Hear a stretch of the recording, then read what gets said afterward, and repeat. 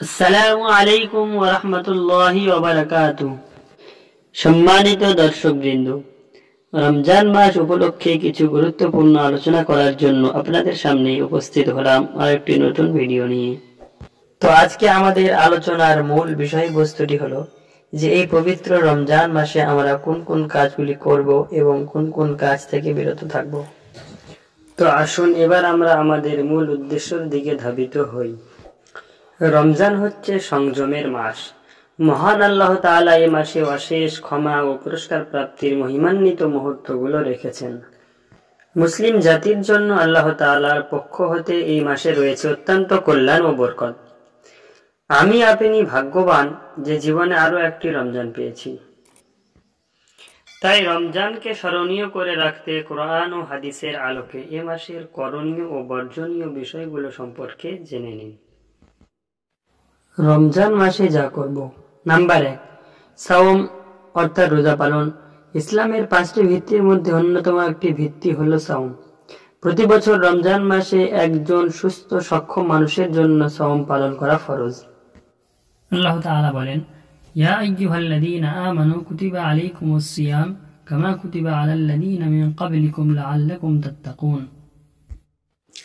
অর্থাৎ, হে ঈমানদারগণ, তোমাদের উপর রোজা ফরজ করা হয়েছে যেমন ফরজ করা হয়েছিল তোমাদের পূর্ববর্তীদের উপর, যেন তোমরা মুত্তাকি হতে পারো।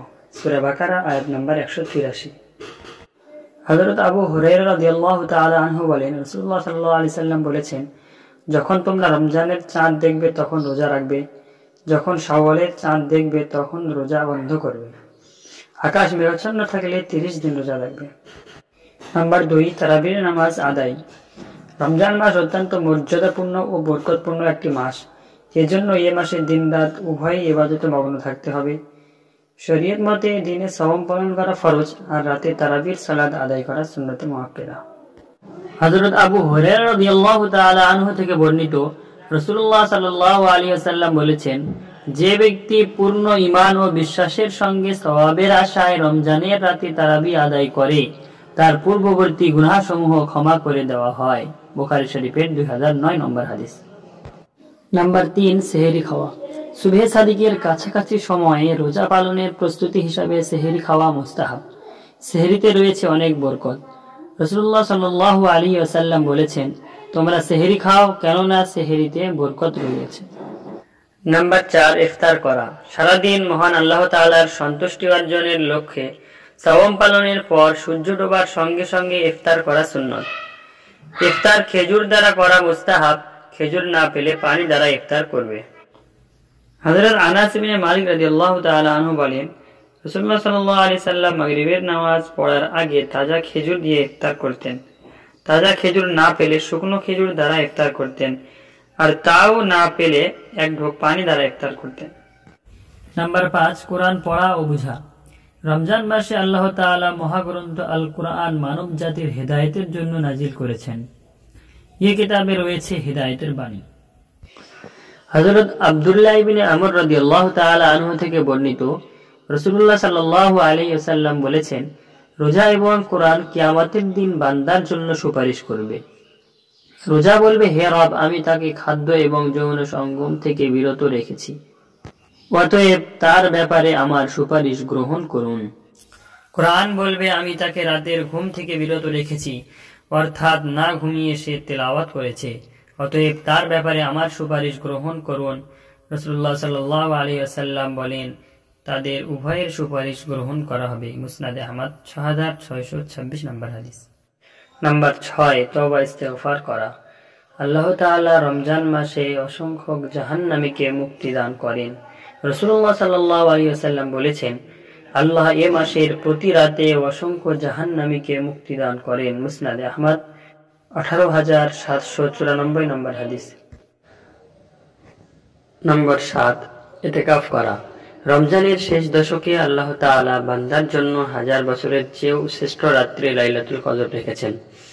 হযরত আয়েশা রাদিয়াল্লাহু তাআলা আনহা বলেন, রাসূলুল্লাহ সাল্লাল্লাহু আলাইহি ওয়াসাল্লাম প্রতি বছর রমজানের শেষ 10 দিন ইতিকাফ করতেন। ইন্তেকালের আগ পর্যন্ত তিনি এই নিয়ম পালন করেন। নাম্বার 8, নফল ইবাদত করা। রমজান মাসে নফল ইবাদতের সওয়াব অন্য মাসের তুলনায় বহু গুণ বৃদ্ধি করে দেওয়া হয়। এজন্য এই মাসে বেশি বেশি নফল ইবাদত করা উচিত। এ মাসে রোজাদারকে ইফতার করা, দান সদকা করা, বিশ্ব মুসলিম জাতির জন্য দোয়া করা উচিত। এইবার আমরা আলোচনা করব যে রমজান মাসে কোন কোন কাজগুলি থেকে বিরত থাকা উচিত। রমজান মাসে যা করব না। নাম্বার 1, অপ্রয়োজনীয় কথাবার্তা না বলা।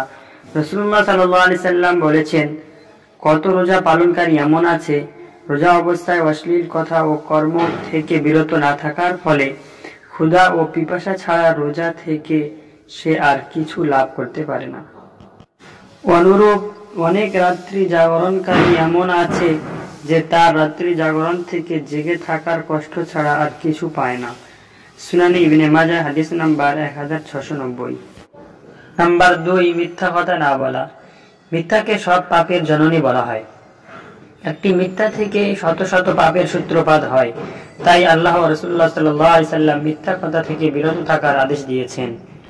রাসূলুল্লাহ সাল্লাল্লাহু আলাইহি সাল্লাম বলেছেন, যে রোজা রেখেছে অথচ মিথ্যাচার পরিহার করেনি, তার এই কৃত্রিম পানাহার বর্জনের কোনো প্রয়োজন আল্লাহর নেই। নাম্বার 3, গীবত থেকে বিরত থাকা।